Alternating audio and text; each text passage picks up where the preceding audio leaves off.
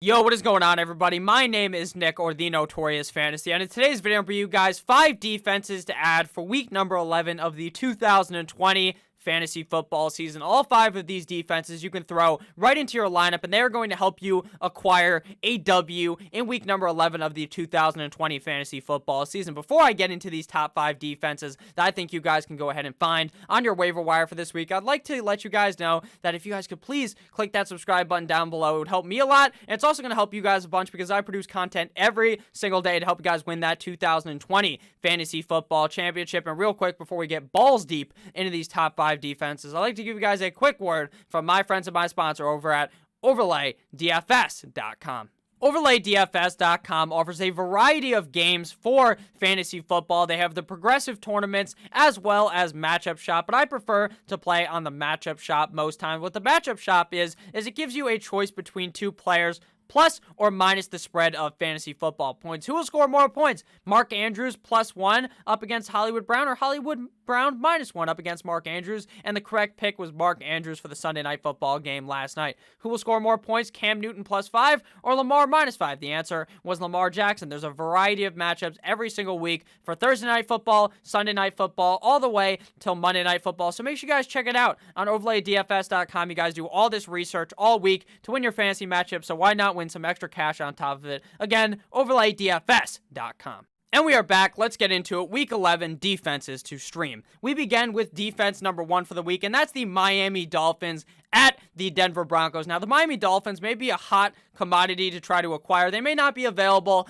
in all leagues, but if they are available, the Miami Dolphins defense has looked fierce, and this week they go up against the Denver Broncos in Mile High in Denver. Week 10, the Miami Dolphins defense, 8, Justin Herbert, the pervert, alive, 2 sacks, 1 INT, and 21 points allowed. Now, one of those touchdowns was in garbage time, but again, you count the garbage time points. Why? Because they count for fantasy fucking football. So the Dolphins defense has looked very good as the weeks have gone on. Their last game they played besides the LA Chargers was up against Arizona Cardinals and Kyler Murray, and they looked very good in that matchup as well. While they did allow a couple more points in that game, the defense still looks very complete. And you want to know what offense does not look complete? The Denver goddamn Broncos. The Raiders defense week 10 up against the Denver Broncos devoured them for breakfast, lunch, dinner. They had dessert, and then later they had a second fucking dessert because of how easy it was to eviscerate horsecock Drew Lock in Denver. 2 sacks, 4 INTs, 1 fumble recovery, and 12 points allowed. I know what you might be thinking, Nick,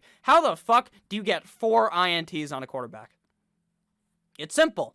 It's because it's Drew Lock. Drew Lock is either one of 2 guys. Drew Lock is either going to light a fire under the team's ass, light a own fire under his own ass, and just play amazing in like the 3rd and 4th quarter of the game to elevate him to having a good game in real life and a good fantasy football game. Or you get the Drew Lock who looks like he deserves to be 6 feet under in a fucking grave because he looks like shit. That's what we got versus Denver, or up against the Raiders last week. I think that's what the Dolphins see this week again against Drew Lock, because the Dolphins defense is feared. Byron Jones as well as Mr. Xavier Howard are gonna give it to you. The Dolphins have caused a turnover every single game in the last 15 games that they have played. Is that good? Yes, that is very good. So you're at least going to get a fumble or a pick recovered for the Miami Dolphins in this game. At least that's how the trend has been going. The Dolphins are going to lock down horsecock Drew Lock, and he is not going to be freed like his name was Bobby Shmurda. So I like the Dolphins defense here up against the Denver Broncos. And number 2, we got the Los Angeles Chargers versus the New York Football Jets. Now I know you might be thinking, Nick, why would you tell me to start the Chargers defense when the Chargers defense got picked apart, eviscerated by the Miami Dolphins? It's simple. They're playing the Jets this week. The New York Football Jets offense looks atrocious. They look like the Jets offense looks themselves in the mirror and they fucking cry. They cry a sad tear because it's atrocious to look at this offense. It's either going to be Sammy Mano or it's going to be Cool Joe fucking Flacco starting at the quarterback position. If I'm being honest with you, for the Chargers defense, you would obviously prefer if Cool Joe Flacco played. I understand Joe Flacco played amazing up against the New England Patriots, but at the end of the day, he choked.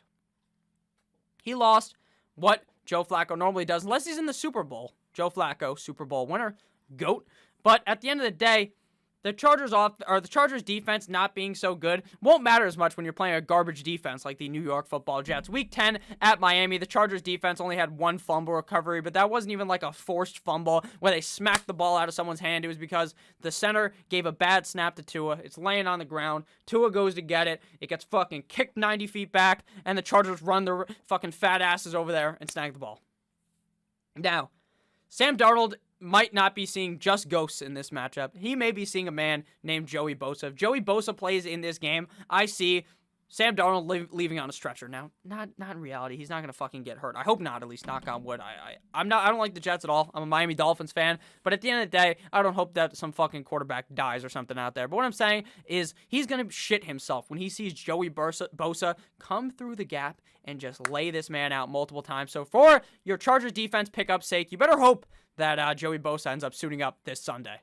He is a humongous help to this defense. Patriots defense, week 9 up against the New York Football Jets, allowed 27 points, had 1 sack, and 1 INT. But the Patriots defense ain't all that great. But again, the Chargers defense isn't really either. So you just got to hope that the quarterback for the New York Football Jets and Adam Gase, who's too busy doing a rail of coke then to pay attention to what the fuck the team is doing, can make a couple mistakes so the Chargers defense can be the benefactors of that next game. Here we got the Cleveland Browns versus the Philadelphia Eagles. Now, the Cleveland Browns last week shut down the Houston Texans on Sunday. 2 sacks, 7 points allowed. Now, it wasn't really a shutdown by the defense. It was more of the Mother Nature coming and forming a bad scenario for the Houston Texans to show up in.